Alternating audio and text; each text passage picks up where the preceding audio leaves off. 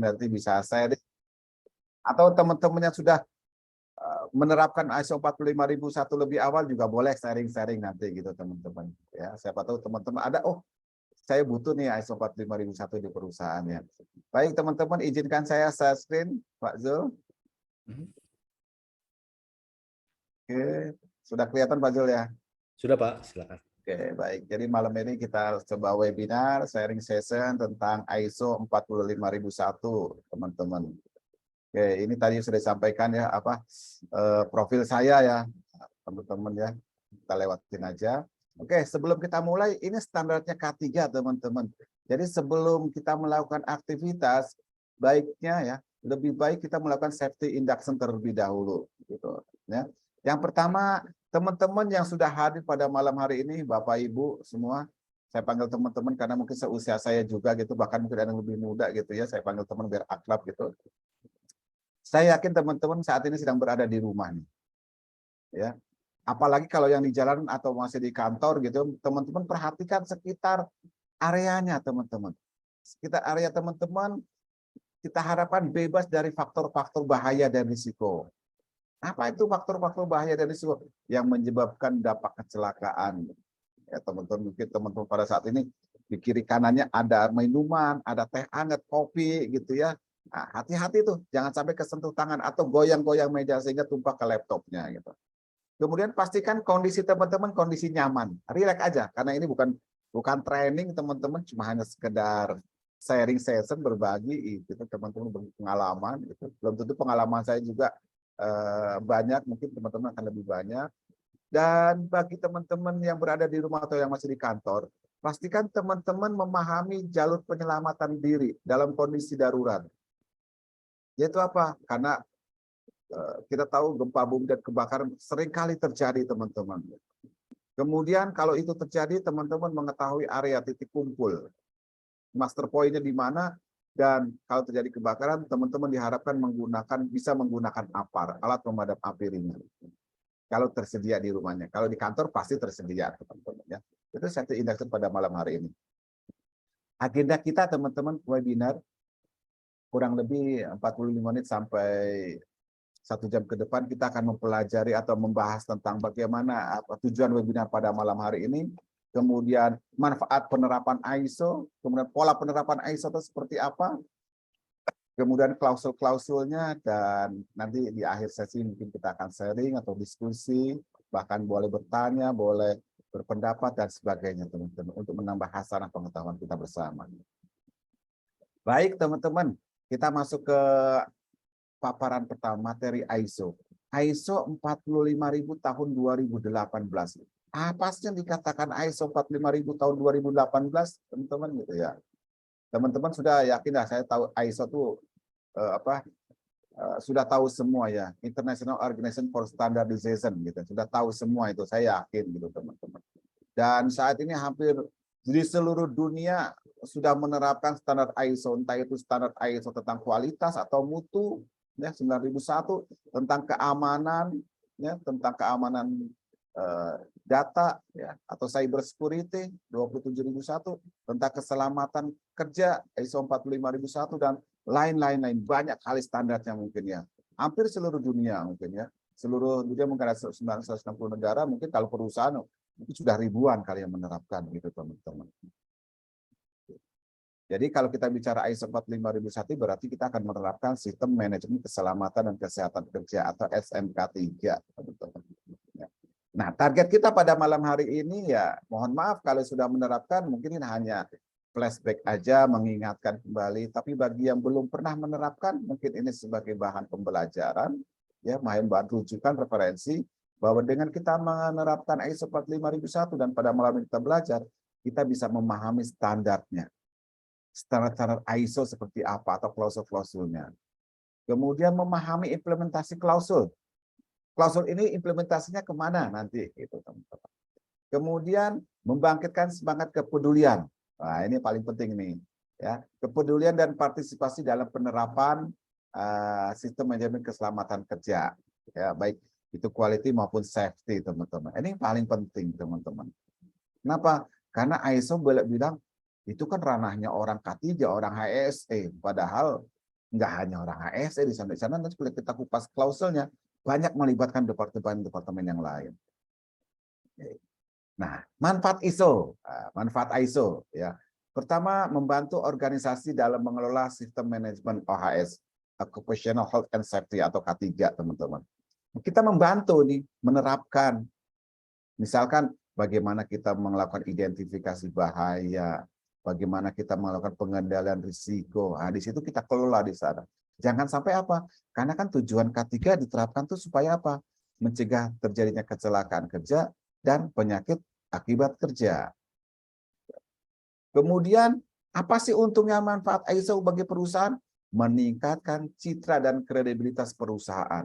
Bagi perusahaan yang sudah menerapkan ISO, teman-teman, kalau dia mau ada kegiatan tender, lelang, atau apa gitu ya, yang mensyaratkan sudah memiliki standar ISO, maka ini dia enak melakukannya pede. Wah, saya sudah standar ISO perusahaan nih, saya bisa ikut tender nih gitu, teman-teman. Tapi kalau yang belum menerapkan, bingung itu bagaimana mensimsalabim sertifikat ISO gitu. Bahkan mungkin ada yang beli gitu ya.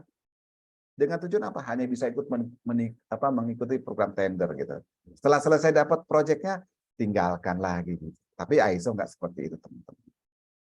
Kemudian adanya pengambilan keputusan berbasis bukti. Ya, karena ada program, salah satu di klausul 9 ada, salah satunya adalah performansi di sana, ada audit, teman-teman. Maka manajemen ya akan mengambil keputusan itu berbasis bukti. Misalkan ditemukan sebuah karyawan pada saat audit tidak memiliki sertifikat SIO, misalkan ada operator forklift-nya gitu ya. Loh, apa dasarnya kamu mengajukan ini? Ini Pak, rekomendasi atau temuan dari audit eksternal atau internal, kita harus mewajibkan perusahaan punya ini. Nah, jadi tidak ada keraguan, teman-teman. Ada buktinya. Kemudian menciptakan budaya peningkatan berkelanjutan. Karena ISO itu sifatnya nggak stuck, sudah selesai audit internal, eksternal, dapat sertifikat, sudah stop. Nggak seperti itu. Karena ada program tahunan yang namanya surveillance nanti pada saat audit gitu, teman-teman. Surveillance, resertifikasi. Kalau itu nggak ditindaklanjuti, kita nggak aware terhadap teman-teman tersebut, ya kemungkinan sertifikat kita nanti tidak direkomendasikan untuk diperpanjang. Dan yang paling penting adalah melibatkan banyak orang, teman-teman. Tidak hanya segelintir orang, tidak hanya top management, tidak hanya jajaran manajemen, tapi semua dari level staff sampai top management itu terlibat. Termasuk orang lain, teman-teman. Kenapa? Nah, nanti pada diskusi nanti kita akan minta keterlibatannya, teman-teman. Ya. Dan mungkin ada teman-teman bisa merekomendasikan di nomor 6 apa di sini, teman-teman. Nah, silakan. Oh Pak, di manfaat ISO di perusahaan saya gini-gini. Wah, silakan. Tambahkannya sebanyak-banyaknya, silakan, teman-teman. Nah, ini sejarah ISO, teman-teman. Kita tahu di sini, teman-teman, ada 45001 itu adalah standar ISO-nya. Ya, ada 45002, ada 45003, 45004, 45005 gitu ya. Itulah standar turunan-turunannya yang membahas tentang kesehatan, tentang keselamatan kerja. Kapan dirilis? Itu dirilis pada tahun 2018 ISO 45001 ini. Ya, dia menggantikan kapan? Menggantikan standar OHSAS. Sama-sama membahas tentang safety gitu. Cuma kalau OHSAS ini memang yang terakhir adalah tahun 2007. Begitu digabungkan OHSAS ini digabungkan dilebur menjadi ISO 45001, maka per Maret 2021 itu OHSAS harus sudah ditiadakan. Dalam artian apa? Bagi perusahaan-perusahaan yang masih menerapkan OHSAS harus migrasi ke ISO 45001. Sehingga kalau saat ini masih ada perusahaan yang menerapkan OHSAS, berarti sertifikatnya sudah tidak berlaku lagi, teman-teman. Gitu. Ya, jadi saat ini OHSAS sudah nggak ada standarisasi keselamatan kerja, hanya ada ISO 45001 tahun 2018. Nah, kalau kita bicara ISO, itu tidak terlepas yang namanya klausel.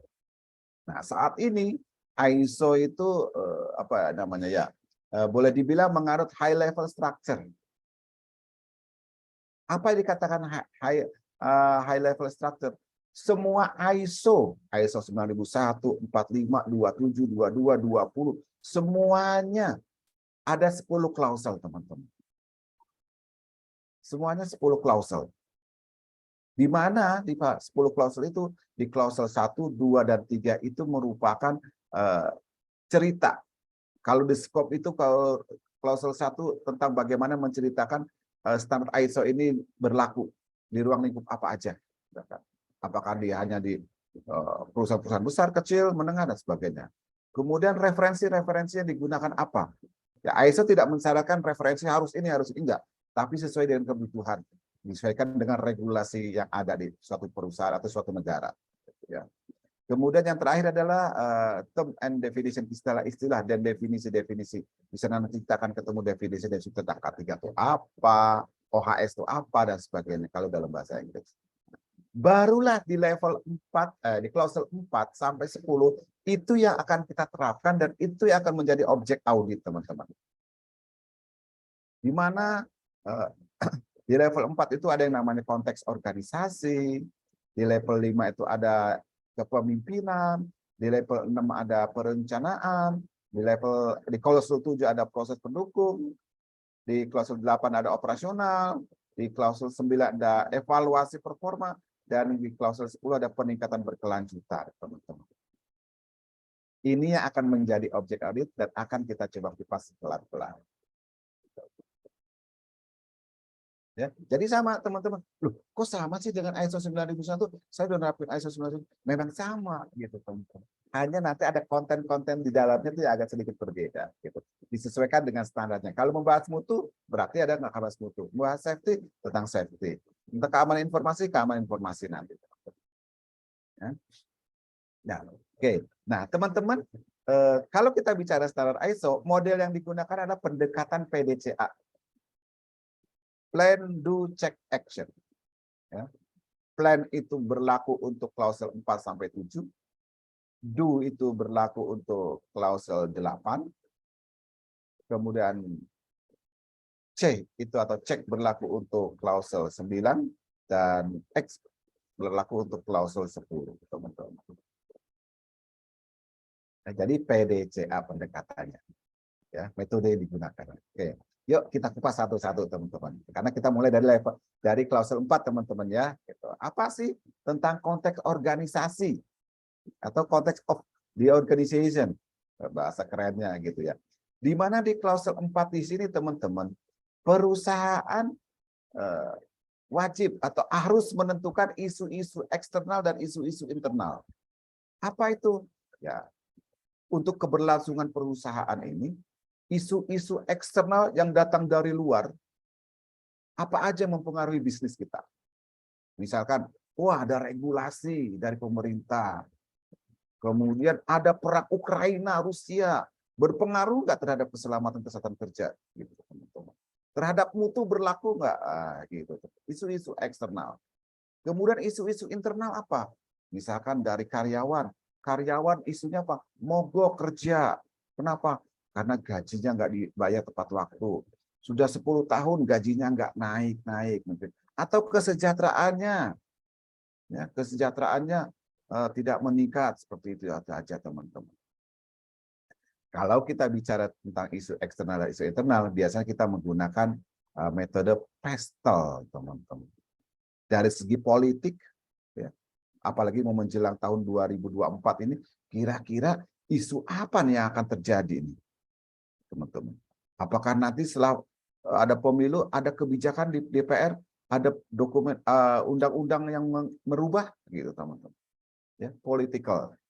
Kemudian ekonomik, dengan adanya saat ini ekonomi yang bergejolak, kemudian VUCA sering berkembang, gitu ya, teman-teman. Ekonomi perusahaan banyak yang bangkrut, apalagi setelah COVID kemarin, teman-temannya. Gimana nih ekonominya? Nah, kemudian, wah, ada perusahaan saya bangkrut.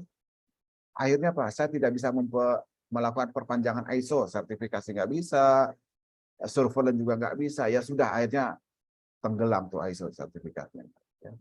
Kemudian sosial. Sosialnya seperti apa di dalam masyarakat, teman-teman? Isu-isu yang terjadi di sana.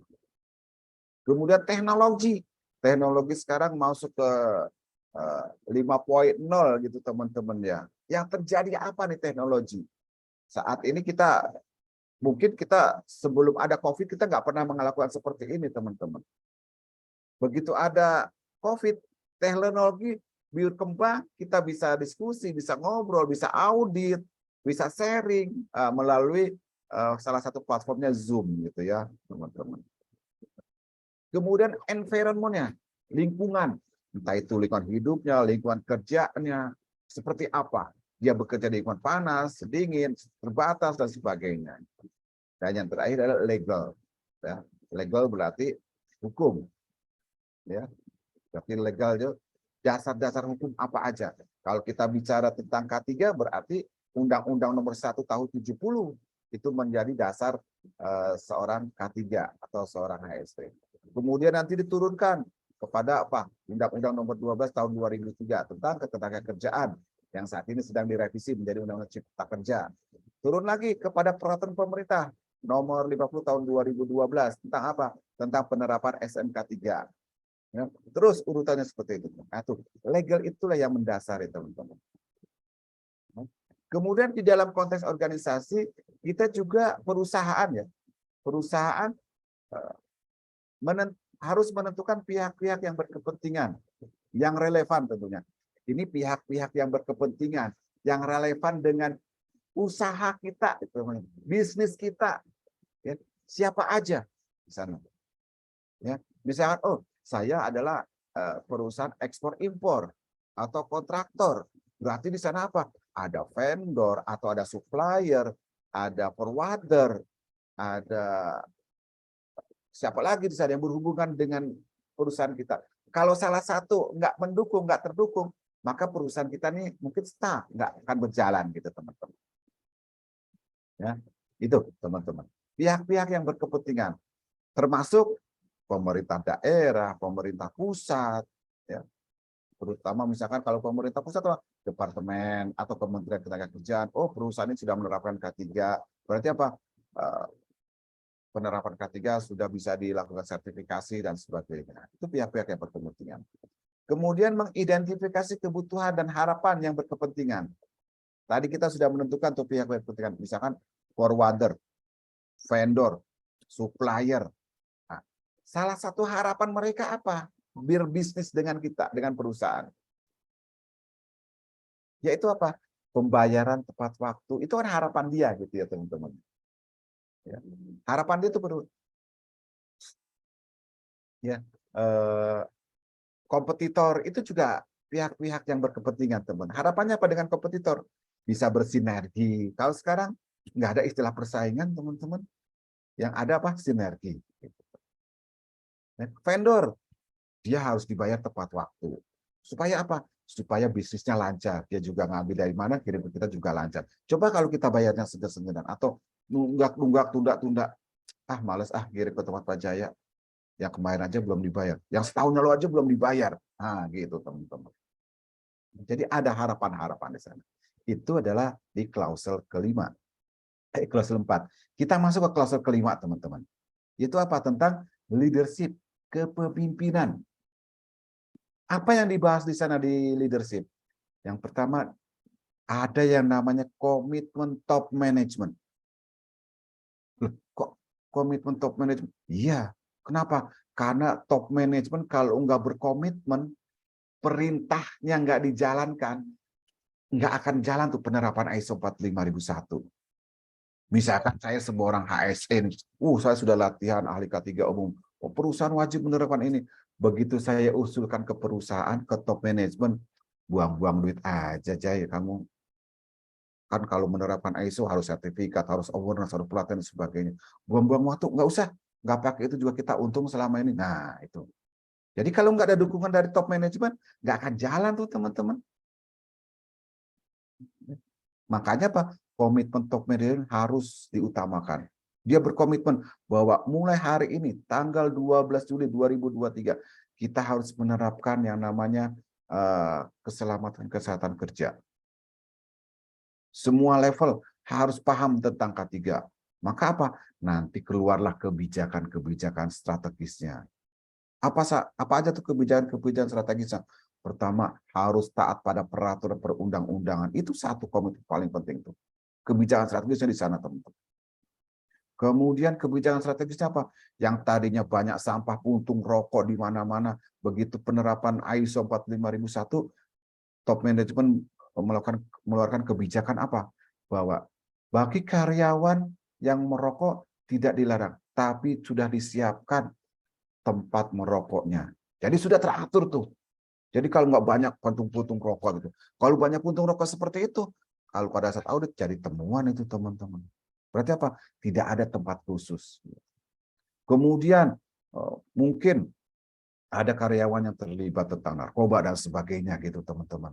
Nah, begitu ada penerapan ini, manajemen mengeluarkan kebijakan. Setiap karyawan tidak boleh terlibat dalam bentuk apapun yang sifatnya narkoba. Nah, begitu ketahuan, ada kebijakan apa? Di SP3 atau langsung dikeluarkan. Itu kebijakan strategisnya, teman-teman. Kemudian ada peran dan tanggung jawab. Peran dan tanggung jawab di mana adanya? Di job desk. Jadi kalau teman-teman bekerja nggak punya job desk, berarti nggak ada tanggung jawabnya, nggak punya peran. Berarti dari komitmen dan kebijakan dari top management itu nggak ada, teman-teman. Jangan orang kerja serabutan. Dikerja hari ini, hari ini, besok ini, gitu teman-teman. Jadi teman-teman, semua karyawan yang terlibat di perusahaan itu masing-masing punya job desk. Sampai yang namanya level bawah staff atau OB pun punya job desk. Jangan sampai OB suruh ngejalanin forklift, gitu. Padahal bukan kompetensinya, bukan perannya di sana. OB apa? Hanya kebersihan ruang kerja atau bersih-bersih dapur dan sebagainya. Itu teman-teman. Itu di klausul 5, teman-teman. Kemudian masuk di klausul 6 tentang perencanaan. Ya, tadi kan kita namanya plan, do, check, act. Ada perencanaan, ada plan, ada do. Ketika kita bicara perencanaan dan kita menerapkan ISO 45001 atau ISO apapun itu, maka semua ISO sudah berbasis RBT, risk based thinking. Setiap aktivitas, setiap kegiatan kita lihat ada risikonya enggak nih? Pasti yang namanya kegiatan, aktivitas pasti ada risiko. Kita duduk aja nih ada risikonya. Apa? Punggung kita pegel, apalagi berjam-jam nanti misalkan gitu ya. Nah, itu juga sama. Semua aktivitas di perusahaan kita harus kita buka risikonya. Kita identifikasi. Makanya tadi ada bahaya, risiko. Nah, di tempat sekitar kita nih, yang teman-teman sedang mengikuti webinar malam ini, kita lihat, ada nggak risiko yang bisa menimpa kita? Jangan sampai kita duduk di teras, di atasnya ada pot bunga. Gitu. Atau ada kandang burung, gitu, karena suka burung. Gitu. Tiba-tiba angin kencang atau enggak apa gitu, tiba-tiba kandang burungnya jatuh, atau pas bunganya jatuh, nimpa kita. Nimpa kepala atau nimpa laptop atau nimpa kopi, akhirnya apa? Berantakan semua. Nah, itu risiko. Ya. Kemudian kalau kita sudah dapat risiko, maka harus kita dapatkan juga peluang. Peluang itu adalah untuk perbaikannya, teman-teman. Oh, saya duduk di teras di sini. Malam hari ini ada webinar. Takut jatuh, singkirkan dulu. Berarti apa? Memindahkan sangkar burung atau pot bunga yang ada di kepala saya. Supaya apa? Nggak terjadi kejadian. Gitu. Ya, itu peluangnya. Jadi peluang untuk perbaikan ke depan yang lebih baik, lebih bagus. Kalau peluang biasanya berdampak dampak positif, teman-teman. Kemudian organisasi juga wajib membuat perencanaan bagaimana untuk mencapai sasaran safety. Bagi perusahaan-perusahaan yang menerapkan SMK 3 atau ISO 45001, teman-teman, pastinya namanya punya objektif, target, dan program. OTP, kalau orang bilang kalau K3 itu. Objektif, sasarannya apa sih?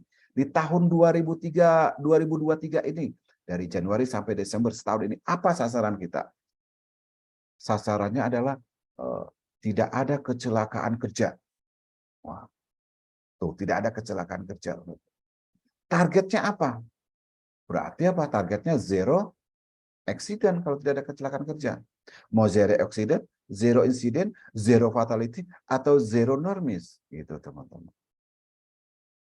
Itu targetnya. Programnya apa? Supaya program kita yang tadi target zero accident itu tidak tercapai, supaya tercapai gitu.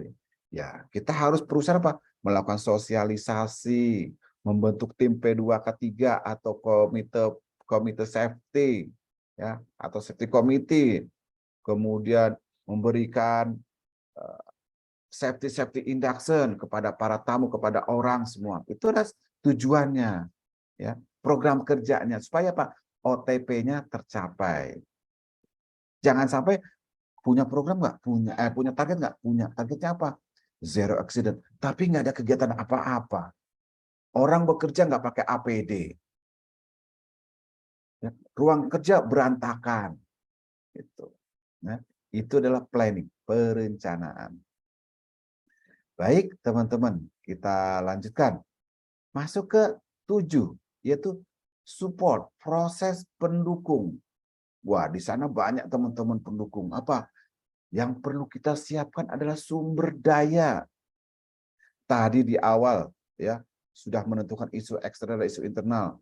Kemudian ada top management sudah berkomitmen bahwa kita akan menetapkan K3. Maka kalau kita sudah menetapkan, menerapkan ISO 45001 ini, kita perlu menyiapkan sumber dayanya.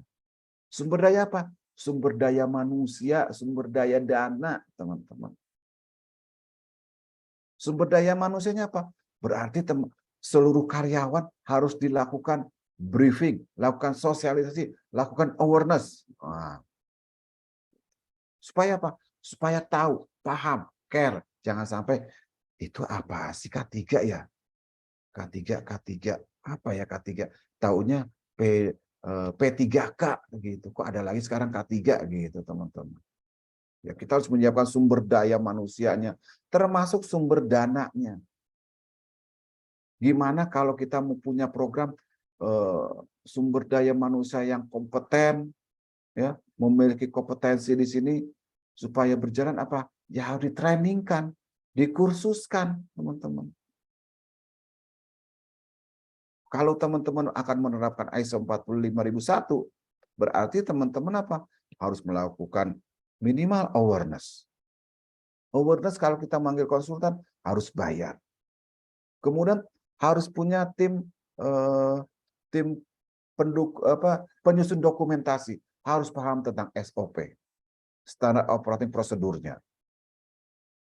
Kemudian kalau menerapkan ISO 45001, supaya kita dapat sertifikat, kita harus membentuk tim audit internal.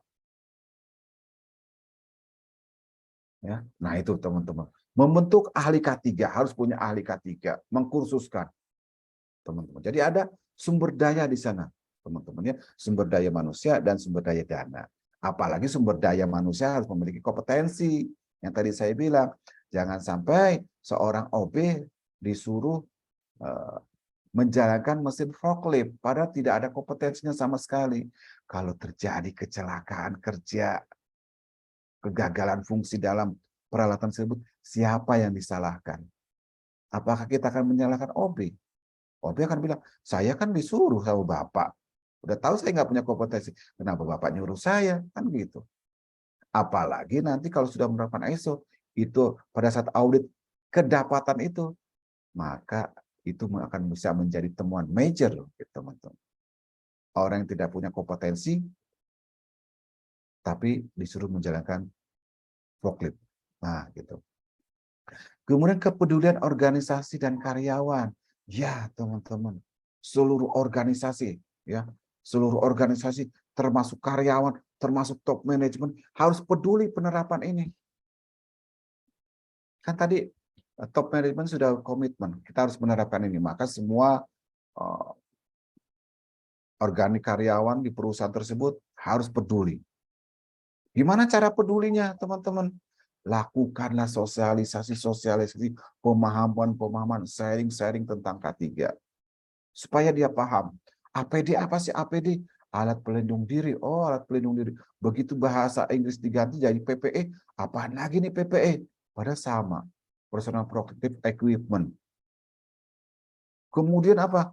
Bagi pekerja wajib menggunakan APD, helm, safety shoes. Wah, komplain, Pak, berat Pak kita pakai safety shoes. Berat Pak, saya nggak biasa pakai helm, panas gitu teman-teman. Kenapa? Karena belum terbiasa, belum peduli mereka teman-teman. Ya. Kemudian yang berikutnya adalah informasi terdokumentasi. Berarti apa? Ada yang namanya catatan-catatan, ada yang namanya rekaman-rekaman, kalau bahasa kerennya eviden, bukti. Ah, gitu teman-teman. Bukti misalkan Bapak akan menerapkan ISO 45001. Iya. Dasarnya apa, Pak? Ini, Pak, saya punya kebijakan, punya komitmen dari top manajemen. Ini, Pak, sudah ditandatangani. Wah, gitu. Oke, kalau sudah, coba Pak, saya pengen lihat, sudah ada ahli K3-nya belum di perusahaan Bapak? Sudah, Pak, ini bukti trainingnya, ini bukti sertifikatnya. Gitu. Jadi ada dokumentasi, ada eviden yang bisa disajikan. Coba kalau misalkan nggak ada evidennya, Pak, saya pengen lihat, punya ahli K3? Punya? Udah pernah ikut training dia? Buktinya mana, Pak? Aduh, buktinya kayaknya di mana, disimpan di mana ya? Sertifikatnya foto-foto nggak ada Pak gitu. Tapi memang dia udah pernah Pak, udah pernah terlibat apa training gitu, training. Sama aja bahwa Pak, kalau teman-teman nih bisa naik motor gitu ya, begitu ada razia kena tilang. Pak, saya udah lincah, saya pembalap di Sentul Pak, di mana? Pak, saya cuma minta satu, mana SIM Bapak? Ah, gitu. Itu sebagai bukti ya. Bukti kompetensi Bapak memang layak mengendarai tersebut gitu. Nah, itu contohnya teman-teman. Baik, berikutnya yang ke-8, operation atau operasional.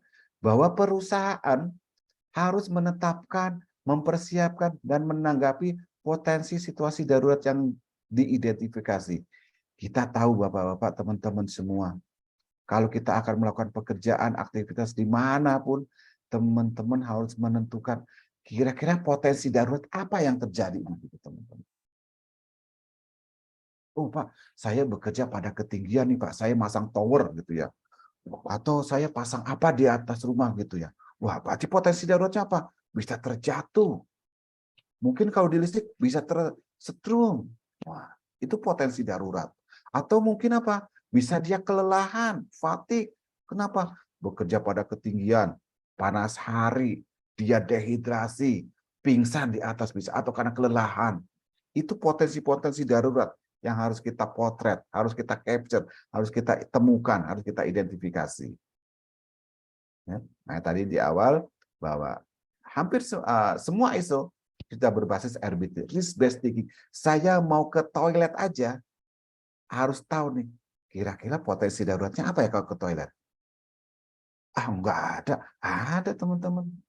Coba kalau pakai sandal atau sepatunya sudah botak gitu, sudah gundul, sudah licin, di situ banyak bergenang air. Apa yang terjadi? Terpeleset, terjatuh. Dampaknya apa? Bisa kecelakaan kerja, pingsan, mungkin bisa salah satu badan tubuh ada yang terluka, bahkan bisa timbulkan fatality, teman-teman. Atau penyakit akibat kerja, PAK, tangannya patah. Untuk sembuh mungkin perlu bertahun-tahun, teman-teman. Gitu. Ya. Berikutnya yang 9 ada performance evaluation atau evaluasi performa. Kita tadi sudah punya plan, punya rencana yang tertuang dalam OTP, objektif, target, dan program. Nah, dari itu kita do, kita laksanakan. Plan, do. Do. Kemudian sekarang kita cek. Ya. Cek melalui apa? Melalui salah satu programnya adalah audit internal, teman-teman. Dari program sudah kita sajikan OTP, kira-kira plan untuk melakukan sosialisasi gitu ya kepada karyawan, kepada kantor cabang, kepada tamu, sudah terrealisasi belum? Sudah Pak, buktinya mana pada saat audit tanya? Buktinya mana? Ada nih Pak, nih selembar nih Pak bukti safety induction Pak. Nih bukti awareness narasumbernya Pak Zulkifli misalkan. Kemudian sudah menetapkan risiko dan peluang. Ada nih Pak, pakai metode Hiradisi Pak. Ada nih saya Pak. Punya tim tanggap darurat. Ada Pak nih, lengkap saya tim tanggap darurat. Saya ada. Gitu. Sudah pernah latihan.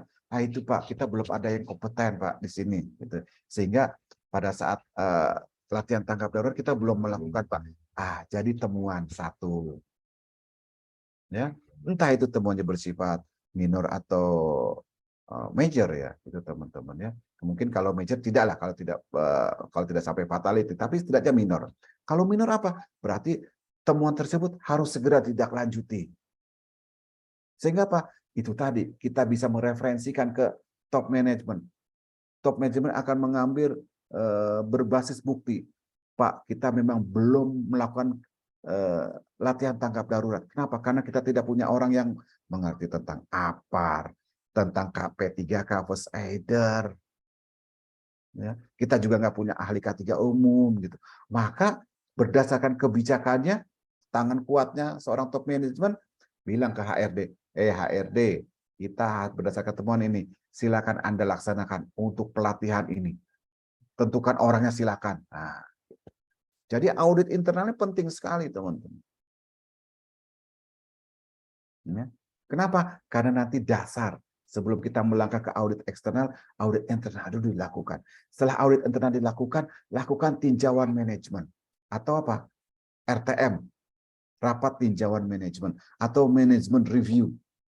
Sampai sejauh mana manajemen mereview terhadap kebijakan-kebijakannya, terhadap komitmennya.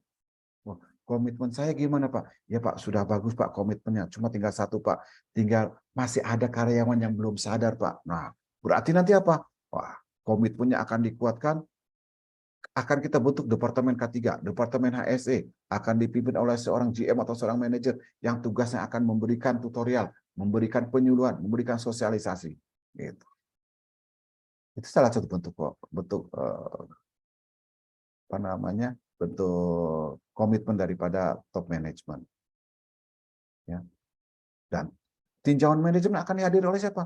Oleh top management. Bawa semua direkturnya bila perlu. Ya. Kemudian para auditor, para auditi, atau para penanggung jawab SOP atau para penanggung jawab departemen yang dilakukan audit. Gitu. Siapa tahu banyak temuan di sana teman-teman dari hasil audit internal. Ya. Oke, kemudian klausul yang ke-10 adalah improvement, peningkatan berkelanjutan. Bagaimana perusahaan ini mempertahankan program K3-nya supaya berjalan lancar. Berjalan terus dari tahun ke tahun. Oke Pak, tahun ini kita tidak ada kecelakaan kerja Pak. Berarti target kita OTP tercapai nih Pak 100%. Wah, dapat bonus tuh, dapat reward tuh. Tapi ada nih Pak, tidak ada kecelakaan kerja, tapi ada catatan laporan saya Pak, ada 100 normis Pak. Normis itu apa sih? Nyaris celaka, nyaris terjadi. Gitu. Misalkan, saya habis makan pisang, saya buanglah kelempar ke jalan. Gitu. Ada orang mau nginjak gitu ya, ada ya, ada orang injak atau sudah sampai terpeleset, tapi dia tidak jatuh gitu ya, bahkan tidak ada luka-luka. Itu sama aja normis teman-teman. Ya, nyaris celaka. Seandainya dia injek, terpeleset, licin, jatuh, teman-teman. Apa yang terjadi? Mungkin sudah luka-luka, mungkin kepalanya, tangannya, kakinya, dan sebagainya. Ya, itulah program peningkatan berkelanjutan. Sehingga apa? Departemen HSE bersama departemen terkait, bersama top manajemen itu memberikan masukan, mereview terus. Oh, kita kekurangan ini. Oh, kenapa kamu buang kulit pisang sembarangan? Kita belum ada tempat sampah. Wah, tempat sampahnya sesuai standar harus ada 3 warna. Kuning, merah, hijau. Buat. Wah, salah satu tuh bentuk peningkatan berkelanjutan, teman-teman. Ya. Kemudian, oh Pak, di kita tim first aider belum ada. Lakukan training. Itu peningkatan berkelanjutan. Karena ada temuan misalkan. Gitu. Atau belum ada jalur khusus pejalan kaki. Nah, harus kita cat, gitu. Atau belum ada rambu-rambu dan sebagainya. Ya, rambu-rambu K3, jalur evakuasi, titik kumpul itu belum ada. Itu harus kita perbaiki. Itu namanya peningkatan berkelanjutan. Kenapa? Karena belum tentu dalam penerapan tahun pertama itu mulus berjalan aja. Pasti akan ada aja. Makanya kita akan menggunakan kacamata seorang auditor, baik itu internal maupun eksternal. Kenapa? Untuk perbaikan berkelanjutan, teman-teman. Ya. Itu kurang lebih teman-teman 10 klausel yang kita bahas pada malam hari ini, teman-teman. Selanjutnya ada diskusi, pertanyaan dan sebagainya. Saya kembalikan dulu ke Pak Zul. Silakan Pak Zul.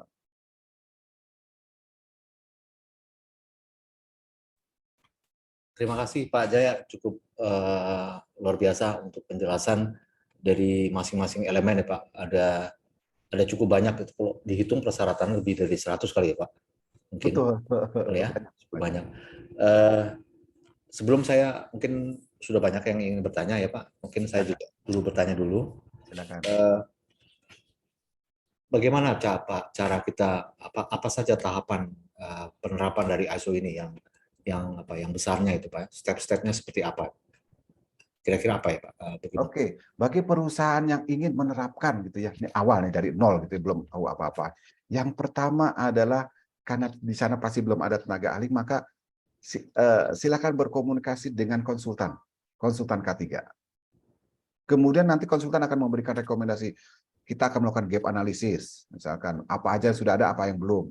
Kemudian nanti dari sana kita akan melakukan training berupa awareness tentang K3, tentang ngupas, tentang klausul-klausul lebih dalam lagi. Kemudian nanti kita menyusun prosedur SOP. Kemudian membentuk tim K3 atau membentuk tim BISPRO dan sebagainya. Siapa yang bikin BISPRO? SOP-SOP-nya. Kemudian ada kegiatan audit internal. Dan setelah itu baru kegiatan audit eksternal. Jadi itu kurang lebih tahapan-tahapannya, teman-teman.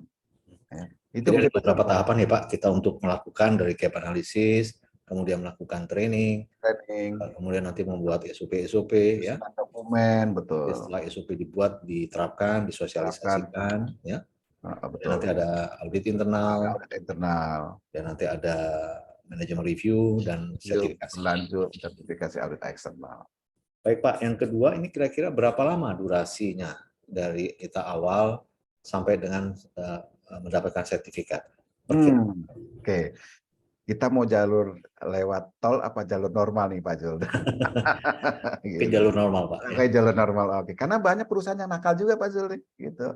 Udahlah saya besok mau tender minggu depan, bikin dong sertifikat, bayar, wah, gitu ya. Bahaya tuh kan gitu teman-teman ya. Nah, berapa lama sih? Ya ideal ya antara 3 bulan itu ideal teman-teman ya. 3 bulan sehingga apa? Tapi dengan catatan ya, semua tahapan itu benar-benar diikuti gitu ya. Misalkan kita gap analisis 2 hari misalkan. Tiba-tiba kita datang ke sana, Pak nggak bisa gap analisis hari ini Pak, karena ada meeting, ada tamu dan sebagainya, kita geser besok. Kemudian ketika awareness dan penyusunan dokumentasi atau Pak orangnya lagi nggak ada, akhirnya bergeser, akhirnya 3 bulan belum jadi apa-apa. Dengan catatan kerjasama antara konsultan dengan tim BISPRO atau tim komite di sana itu normal gitu. 3 bulan cukup lah jadi. 3, 4, 5 bulan ya Pak. 3, 4, 5 bulan tergantung dari jumlah karyawannya juga ya. Iya betul. Faktor-faktor jumlah karyawan juga menentukan. Oke, mungkin saya persilakan. Oh, yang terakhir Pak mungkin. Ini kan sekarang banyak perusahaan yang sudah menerapkan ISO 9000 ya. Kemudian juga mungkin sudah ada yang menerapkan ISO 14000. Tentu ISO 45001 ini bisa diintegrasikan ke ISO 9000 maupun ke ISO 45001. Biasanya itu ya Pak. Nah, saya lihat juga di peserta webinar hari ini pun juga banyak yang sudah menerapkan ISO 9000 dan ISO 14000. Jelas bisa itu diintegrasikan ya Pak ISO 45000. Bisa terintegrasi. Jadi kalau sudah namanya ISO, tadi kan kita bicara tentang high level structure sama semua 10 klausel, ada yang bisa diintegrasikan. Kebijakan. Jadi kebijakan ISO 9001 jangan selembar, 45001 selembar, 14001 selembar gitu. Itu bisa digabungkan menjadi 1 lembar, cukup tanda tangan 1 lembar gitu. Itu. Kemudian prosedur juga bisa kita integrasikan. Jangan ISO ini prosedur apa? ISO 45001 begitu audit disajikan apa ISO yang 9001 jadi bisa temuan gitu. Jadi bisa diintegrasikan teman-teman gitu, Pak Zul. Beberapa elemen yang ada yang sama di ISO 9000, 14000 dan 45001 tentu itu bisa kita integrasikan. Bisa diintegrasikan. Tapi yang elemen yang tidak ada di masing-masing tidak ada, kita bikin sendiri. Ya, betul. Kita bikin baru berarti. Baik. Ada pengecualian. Oke, terima kasih Pak Jaya. Ini saya persilahkan teman-teman dari yang hadir hari ini. Mungkin bisa langsung aja open mic ya kalau ada pertanyaan. Silakan. Monggo, silakan. Silakan. Ini Pak siapa nih? Pak Sigit ya, Pak Sigit Santosa ya di ruang chat ada Pak Zul. Silakan Pak Sigit langsung disampaikan Pak Sigit. Oh iya, aja. Monggo Pak Sigit.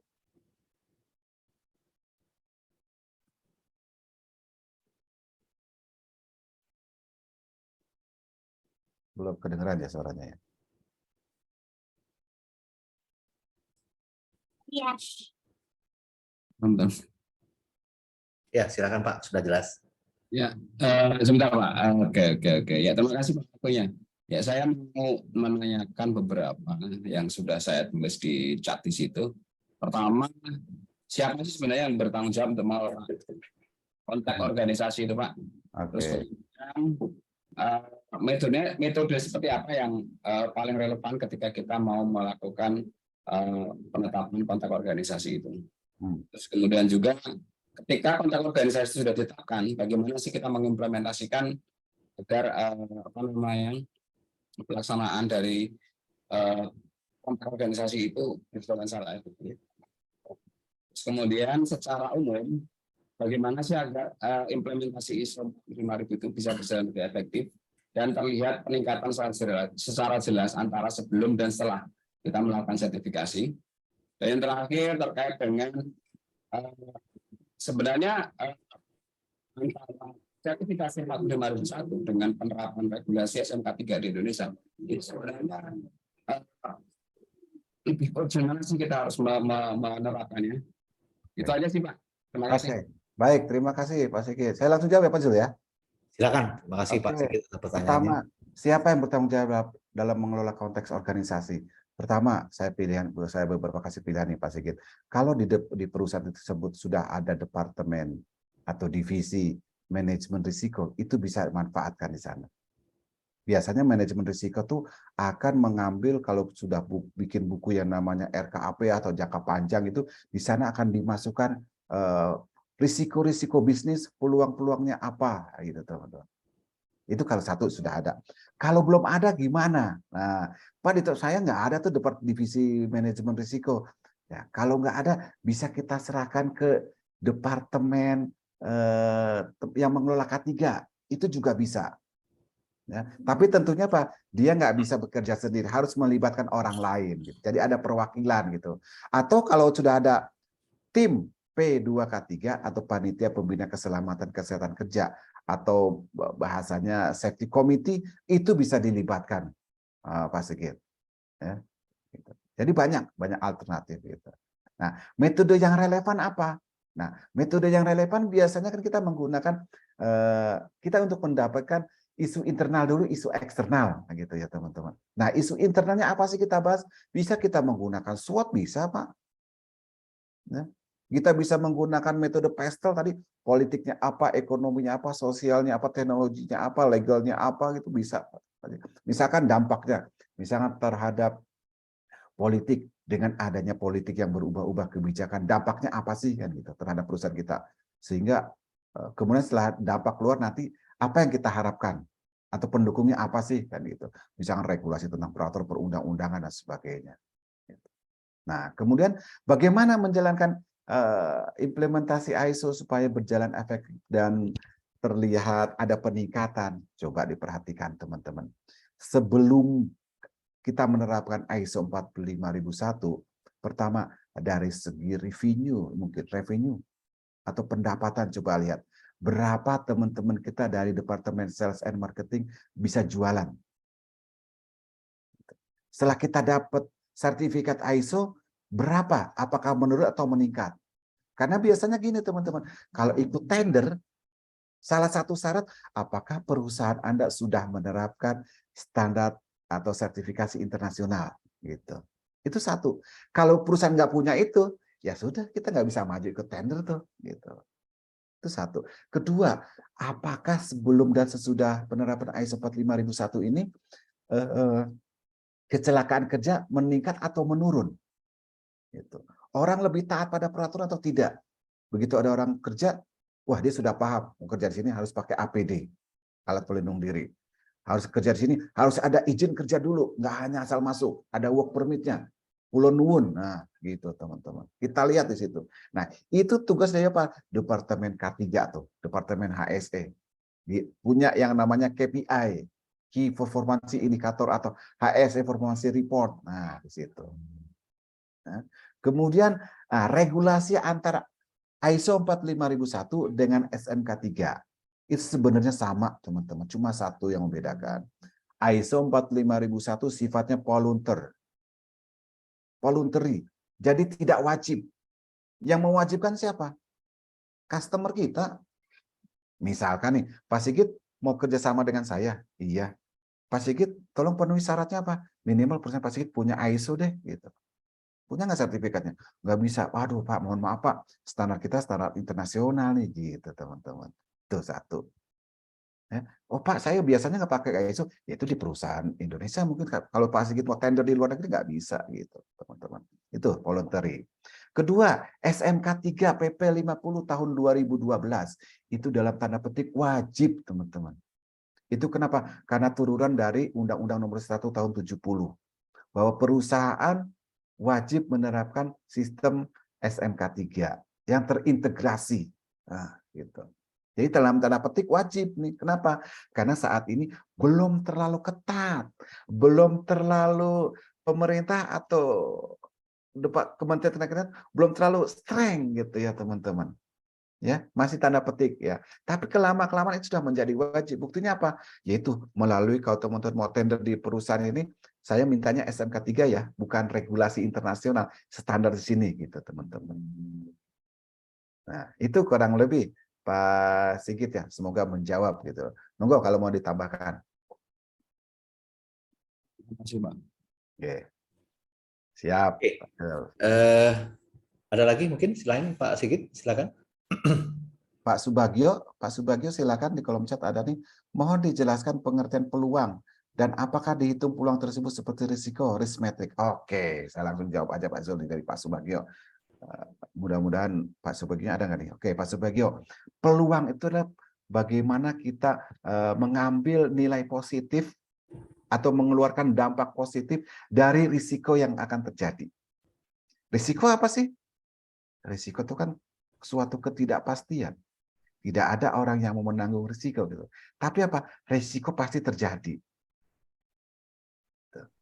Ya, suatu ketidakpastian atau boleh dibilang dampak daripada suatu bahaya gitu teman-teman. Misalkan kalau saya nggak biasa ngerokok, saya merokok gitu. Dampaknya apa? Risikonya apa? Mungkin batuk-batuk kan gitu. Itu risikonya. Nah, bagaimana peluang untuk memperbaikinya supaya saya tidak batuk-batuk dan tidak merokok? Ya, lakukan pola hidup sehat peluangnya gitu. Dengan apa? Dengan olahraga gitu. Atau apa? Pak, saya asam kalau nggak ngerokok. Ganti. Jangan rokok, pakai permen gitu. Itu peluangnya. Peluang untuk melakukan perbaikan yang sifatnya ke arah positif gitu ya. Bukan negatif gitu teman-teman. Apakah perlu menggunakan risiko atau risk metric? Silakan bisa teman-teman. Silakan. Tapi lebih banyak kalau peluang itu lebih banyak kepada tindakan langsung. Kecuali risiko dia menggunakan keparahan dan peluang. Itu teman-teman. Nah, itu siapa Pak Subagio. Jadi nggak Silakan perlu kita. dihitung Pak ya. Jadi itu Kenapa? memang sebagai sebagai semacam peluang perbaikan ya atau Betul. Trigger eh, perbaikan. ya peluang perbaikan ya Pak ya. Ya. Betul, betul. Baik, terima Misalkan, kasih. misalkan nih, Pak, Bapak kenapa nggak pakai APD? Nanti kan ada resikonya. Resikonya apa? Bapak bisa terjatuh atau ketimpa nggak pakai helm, misalkan gitu. Peluangnya apa? Ya, dia diberikan penyuluhan tentang sosialisasi bahaya tidak menggunakan APD. Dan ada peluang di sana. Ya, belikan APD-nya kalau tidak punya. Sehingga apa? Ada perbaikan. Kalau misalnya dia nggak pakai helm, ketimpa, bisa fatality kan gitu teman-teman. Ya, itu, oke, Pak Subagio. Baik Pak, terima kasih Pak. Oke, Pak Budi, silakan Pak Budi sampaikan secara langsung boleh. Kita sudah punya sertifikat ISO 45001, tapi perusahaan merasa belum mau maju buat SMK 3. Saya sudah yakinkan ini wajib, tapi top manajemen belum merasa perlu. Nah, ini kayak apa ya? Ya, sekarang perusahaan kita Pak Budi Farudin mau bertarung di mana? Oh, bertarung ya bahasanya. Mau berkompetisi di mana nih levelnya? Gitu. Kalau mau level di internasional, cukup sudah menggunakan ISO 45001. Kenapa? Karena ISO sudah diakui secara internasional, gitu teman-teman. Tapi ketika kita bicara di dalam negeri, saya mau tender misalkan di kementerian, gitu ya. Pasti kementerian akan mensyaratkan apa? Perusahaan menggunakan regulasi Indonesia, itu Pak SMK 3, gitu. Tergantung kita mau bertarung di mana nih Pak Budi. Kalau mau bertarung dua-duanya, ayo silakan dibuat dua-duanya. Toh kalau sudah ada prosedur, tinggal dijadikan satu, teman-teman. Gitu. Betul, Pak. Nah, itu Pak Budi. Oke, terima kasih Pak Jaya. Jadi memang konsepnya top manajemen mungkin merasa bahwa selama ini perjalanan waktu mendapatkan klien atau customer itu mereka sudah sifatnya sudah tetap ya. Jadi customernya itu aja. Oh gitu ya. Jadi cuman memang sejak pandemi selesai ada beberapa memang dari kementerian yang hadir, kemungkinan bisa jadi bakal jadi klien kita gitu kan, seperti Kementerian Pertahanan, kemudian dari beberapa BUMN gitu kan. Tapi BUMN sama Kementerian Pertahanan ini sempat menyampaikan bahwa asal sudah punya ISO 45001 perusahaan ini comply gitu kan. Baik. Nah, karena merasa itu top manajemen ngerasa tuh kan Pak Bud katanya nggak perlu. Iya, tergantung memang sekali lagi kan penerapan ISO itu kebutuhan daripada pelanggan gitu. Misalnya pelanggan masyarakat itu sudah comply. Tapi ada juga perusahaan, coba kalau kita masuk ke program ke Kemenaker. Kemenaker SMK 3 PP 50 2012 kan produknya Kemenaker nih. Pasti dia akan bertahan. Kamu punya SMK 3 belum? Nah, gitu. Pasti mentok tuh kita kan gitu. Tergantung di mana kita mainnya Pak Budi. Gitu. Oke. Memang intinya bagaimana cara kita bisa berkomunikasi dengan baik mungkin dengan top manajemen, memastikan bahwa klausul-klausul ISO 45001 sudah comply, ya tinggal satu arahan sedikit aja tinggal ke Kemenaker ngajuin SMK 3 udah selesai sebenarnya tinggal gitu aja. Betul. Padahal enak Pak Budi kalau sudah ISO 45001. Kalau ISO 45001 kan setiap tahun ada surveillance. Surveillance pertama, surveillance kedua tuh resertifikasi. Kalau SMK 3 itu 3 tahun sekali Pak Budi. Betul. Sertifikasi pertama sudah. Penerapannya gimana? Ambil aja dulu yang paling dasar, 64 kriteria yang paling kecil. Nanti auditnya kapan lagi? Nanti bayarnya lagi 3 tahun ke depan gitu. Nah, itu perbandingannya sih gitu. Untuk hubungan terkait pengajuan SMK 3 ini apakah perlu kita menunjuk konsultan atau memang bisa kita jalankan sendiri atau seperti apa, Pak? Saran saya tunjuk konsultan karena di SMK 3 itu kan ada 5 prinsip di sana teman-teman, prinsip dasarnya gitu, mulai dari perencanaan sama PDCA juga gitu ya, semuanya sama. Cuma memang ada sedikit perbedaan yang perlu dijelaskan. Takutnya nih khawatir semua klausul di ISO dimasukkan ke sana gitu loh. Tapi nggak nyambung takutnya. Sebenarnya sih masuk cuma ini klausul 10 adanya di mana nih? Ya gitu, teman-teman. Klausul 9 adanya di mana kalau di PP 50 gitu, teman-teman. Jadi ada kemungkinan perbedaan dari klausul ISO ketika kita sesuaikan dengan SMK 3 itu ada kemungkinan penempatannya berbeda ya, Pak ya? Betul, ada perbedaan gitu. Ada secara SMK 3 itu 5 prinsip dasar gitu. Oke, Pak. Oke, makasih Pak Jaya. Baik, sama-sama Pak Budi. Ada lagi kah teman-teman? Gimana Pak Zul? Silakan. Ada lagi kah? Oke, mungkin saya bacakan dulu dari yang sudah dikirim ya dari ke form pendaftaran ini. Saya bacakan ya Pak. Ada Oke. beberapa yang sudah dijawab tadi. Apakah Oke. wajib ISO 45001 bagi perusahaan tadi sudah dijawab. Oke. Apa penting sudah. Oke. Nah ini nomor 4. Bagaimana caranya K3 menjadi kesadaran semua perusahaan di Indonesia? Artinya mungkin kalau boleh saya ganti mungkin kesadaran bagi kita ya di setiap karyawan ya menjadi suatu apa namanya ya, suatu kewajiban gitu peduli terhadap K3. Silakan Pak. Oke, yang paling mendasar pertama apa? Top manajemennya harus sadar tentang K3. Top manajemen dulu nih. Nah, kita bicara. Kalau top manajemen sudah sadar K3, pasti akan turun tuh ke bawah tuh. Jangan sampai kita sudah sadar para pekerja, tapi top manajemen enggak. Top manajemen aja enggak, santai-santai aja tuh. Dia ngerokok sembarangan aja tuh. Itu. Tidak ada sosialisasi. Dia ke lapangan enggak pakai APD tuh. Gitu. Jadi memang itu sebenarnya. Yang pertama kali untuk supaya kita sadar di semua perusahaan, mungkin bagi karyawan, ya top manajemen itu.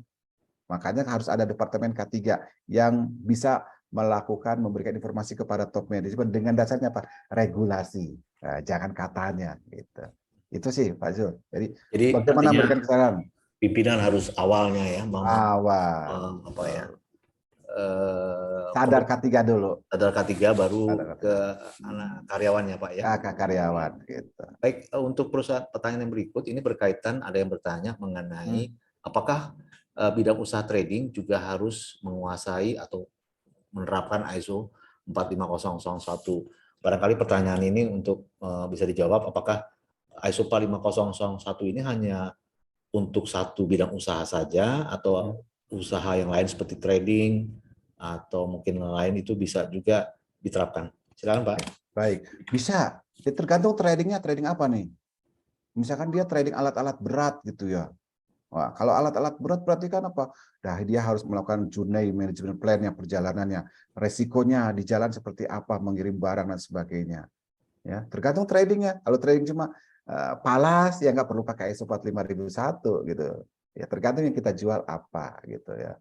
Jadi boleh. Apakah bidang usaha trading ini harus menguasai 45001? Silakan. Tergantung tradingnya.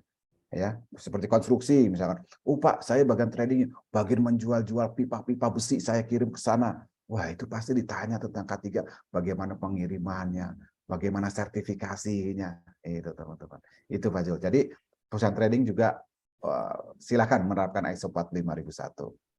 Jadi setiap perusahaan bidang usaha apapun itu bisa menerapkan ISO 45001 ya, tidak tergantung pada bidang tertentu. Betul. Oke, pertanyaan yang berikut ini agak sedikit teknis ya Pak. Apakah di setiap perusahaan sopir forklift harus mempunyai CEO yang dikeluarkan dari perusahaan yang tempat dia bekerja atau boleh menggunakan CEO dari perusahaan lamanya? Oke, pertama sopir forklift dia belum punya CEO. Silakan bagi yang belum punya CEO wajib memiliki sertifikat CEO. Ya, bagi yang belum memiliki gitu. Terus bagaimana misalkan nih, mungkin Pak Budi gitu ya. Dia udah punya CEO nih. Pindah ke perusahaan baru gitu ya. Gajinya lebih gede kali gitu. Bisa nggak dipakai gitu? Bisa. Dengan catatan apa? Pak Budi mengajukan perubahan data ke Kemenaker atau ke teman K3. Ada di teman K3. Caranya bagaimana? Bawa paklaring tuh, surat keterangan bahwa Pak Budi sudah tidak bekerja di perusahaan A, saat ini bekerja di perusahaan B. Minta rekomendasi dari perusahaan B bahwa saat ini yang bersangkutan adalah menjadi karyawan kami, maka melakukan perubahan. Itu bisa seperti itu. Nah, itu Pak Zul. Bisa asal ada catatan tadi Pak ya, ada paklaring yang mendukung perpindahan tadi ya Pak. Betul. Oke. Baik, ini apa saja peran dan fungsi tim P2K3 ya, panitia keselamatan dan keselamatan kerja. Oke, kalau kita lihat ya, tim P2K3 itu kan gabungan dari, kalau di tempat saya nih gabungan atau perwakilan dari tiap-tiap unit. Kenapa? Itu sebagai corongnya HSE. Jadi misalnya Oh, di departemen logistik ada perwakilannya, ada. Nah, kita bisa diskusi bagaimana sistem pengiriman di sana, bagaimana K3-nya. Jadi tim P2K3 fungsinya salah satunya bagaimana menghimpun, mengolah data-data tentang keselamatan kerja di tempat kerja lain. Kemudian bagaimana menunjukkan, menjelaskan tentang adanya faktor-faktor bahaya, faktor-faktor risiko kepada setiap tenaga kerja. Kemudian bisa membantu pengusaha dalam apa? Mengevaluasi. Evaluasi apa? Tentang K3-nya, tindakan-tindakan apa yang dilakukannya. Dan tentunya mampu membantu pihak perusahaan untuk menyusun kebijakan-kebijakan tentang K3. Apa sih yang diperlukan kebijakan di sini misalkan? Oh ya Pak, kebijakan di sini perlu misalkan pemeriksaan kesehatan dilakukan oleh semua karyawan. Wah, berarti apa? Ada kebijakan MCU-nya nanti dibuat. Gitu. Ya, itu salah beberapa peran-peran ya. Tapi tim P2K3 memang lebih banyak sebagai corongnya tim HSE untuk membantu menyebarkan informasi-informasi ke unit. Apalagi sesuai dengan standar SMK 3, setiap perusahaan 100 orang atau lebih kan wajib memiliki satu ahli K3. Kalau karyawannya banyak, tapi ahlinya cuma satu, misalnya 500 gitu ya, maka dia harus keliling satu-satu ke sana gitu ya. Makanya ambillah perwakilan-perwakilan itu sehingga menjadi corongnya orang K3. Gitu Pak Jo, peran utamanya. Oke, tim P2K3 itu nanti seperti Bapak bilang sebagai corong, tapi yang tetap bertanggung jawab terhadap K3 bukan hanya tim P2K3 saja, Bukan, ya, tapi seluruh yang personil terlibat, ya. seluruh karyawan. Dia sebagai yang gembar-gembor lah Pak ya. Betul. Oke. Pertanyaan terakhir ini adalah bagaimana melakukan audit ISO 45001 yang efektif. Oke. Audit internal maksudnya ini ya. Audit internal ya. Libatkan semua level. Dari staf sampai direktur. Libatkan semua kalau pada saat audit teman-teman. Jangan, oh dia kan levelnya staf. Udah manajer aja yang diaudit gitu. Padahal pelaku di lapangan tuh siapa? Stafnya. Misalkan ngangkat-ngangkat barang gitu ya. Stafnya kita tanya, staf, kamu tahu nggak resikonya ngangkat barang ini? Nggak tahu, Pak. Kamu pernah belajar tentang hiradisi atau hirak atau hirak? Hazo? Enggak, Pak. Loh, yang tahu siapa? Mungkin manajer saya, Pak. Gitu. Manajernya nggak ngangkut-ngangkut, cuma duduk di belakang meja gitu ya. Jadi kalau kita pada saat audit libatkan semua level, ya dari staff sampai top management. Ya. Kemudian apa yang paling efektif? Lakukan metode wawancara. Ya, wawancara, diskusi, kemudian diobservasi ke lapangan. Observasi. Coba saya pengen tahu cara ngangkatnya gimana. Nah, kita lihat itu. Ya. Kemudian bisa juga kita padukan dengan meninjau dokumen yang sudah ada. Meskipun saat ini kan ISO sekarang tidak wajib adanya prosedur gitu ya atau SOP. Kalau ada lebih baik gitu ya. Sifatnya apa? Ada apa namanya yang terdokumentasi gitu ya. Terdokumentasi apa? Ya kegiatan-kegiatan kita, ada evidennya, ada rekaman-rekamannya dan sebagainya. Itu yang paling efektif teman-teman. Itu kurang lebih Pak Zul kira-kira. Oke, terima kasih Pak. Jadi seringkali ya kalau yang karyawan itu yang saya lihat kalau sudah ditunjuk sebagai auditor pasti apa ya sebel gitu Pak ya. Kayak nggak ada kerjaan lagi gitu ya. Apalagi kalau idealnya mana sih Pak sebagai auditor itu yang makin tinggi ya atau yang manajer atau supervisor atau apa Pak ya? Mungkin bagusnya manajer ya Pak ya, tapi bagus manajer karena dia bisa ke atas ke GM atau ke level di atas atau bisa ke bawah ke supervisor, jadi bisa turun naik dia gitu. Itu enak di situ. Nah itu. Idealnya begitu ya Pak, tapi idealnya. Prakteknya aduh yang di atas sibuk sekali. Sibuk sekali. Jadi sulit ya. Makanya perlu komitmen. Staff. Makanya perlu komitmen. Jadi begitu ada awareness, tunjuk tim auditor internal, minta kesediaan, minta tanda tangan apa tim auditor itu punya surat sakti dari top management. Wah, berikut adalah nama-nama yang terlibat dalam mohon disukseskan kegiatan audit internalnya. Nah, gitu. Oke, Pak, ini masih ada 2 pertanyaan lagi, tapi mungkin nanti di Bapak kita jawab aja ini Pak ya, karena waktunya sudah habis. Yep. Atau satu deh, satu ini mungkin ya. Yang singkat aja nih, mungkin dari Bu Susi ya, Pak, proses internal auditnya apakah bisa digabung dengan ISO? Bisa, bisa ya? bisa Bu Susi, bisa. Itu namanya audit terintegrasi. Mungkin prosedurnya juga terintegrasi gitu. Rata-rata perusahaan sekarang apa? Menerapkan ISO 9001 dan ISO 45001. Pasti gitu tuh. Ya, Oke. bisa, bisa. Gabung Gitu. ya. Ya udah, satu lagi ini menyambung pertanyaan terkait P2K3 dari Pak Ah, Yudhito. Bagaimana iya. kita menentukan proses bisnis perusahaan termasuk kategori risiko rendah, sedang, dan tinggi, sehingga perusahaan diwajibkan memiliki surat pengesahan sertifikat P2K3 dari Snaker. Oke, bagaimana perusahaan membentuk kategori risiko rendah, sedang, dan tinggi? Ya, pertama, metode apa di sana yang sudah digunakan?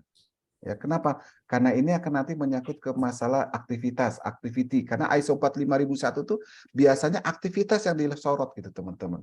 Ya, aktivitas misalkan di gudang, di pergudangan. Di gudang sana aktivitasnya apa? Angkut barang gitu ya, memindahkan secara manual apa secara mesin gitu ya. Ketika bicara tentang manual, dia tahu nggak resikonya? Misalnya, oh Pak terjadi lowbat sini, pinggang pegel, itu apa resikonya Pak? Rendah, sedang, tinggi. Itu rendah, sedang, tinggi itu kebijakan dari perusahaan, teman-teman. Tidak ada patokan, gitu ya. Kebijakan perusahaannya masing-masing. Jangan, oh Pak, dia sakit pinggang, kita masukkan kategori tinggi deh, gitu. Berarti apa? Semua orang kalau mengangkat harus pakai yang cara yang benar atau dibantu dengan alat bantu angkat, tidak boleh menggunakan manual, gitu. Itu salah satu bentuk peluang perbaikannya, teman-teman. Ya. Jadi Kemudian artinya kriteria kita tentukan sendiri ya Pak ya? tidak, kita tentukan sendiri sesuai dengan prototipe perusahaan kita gitu. Nanti kalau kita bandingkan dengan perusahaan migas, tadi perusahaan ini nggak akan sebanding gitu teman-teman. Gitu ya. Jadi sesuai kriteria rendah, sedang, tinggi itu semuanya ditentukan oleh kita sendiri. Gitu. Oke, terima kasih Pak Jaya ya.